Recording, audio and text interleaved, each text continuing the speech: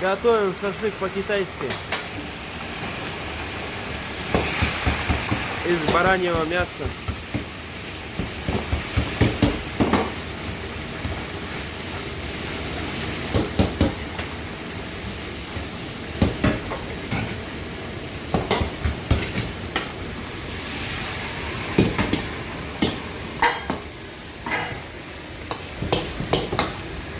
Лук репчатый и баранье мясо.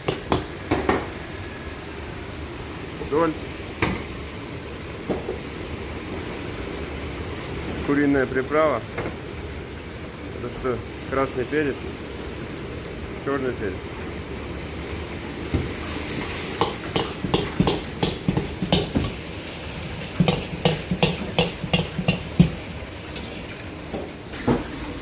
Все, шашлык по-китайски готов. Как пахнет.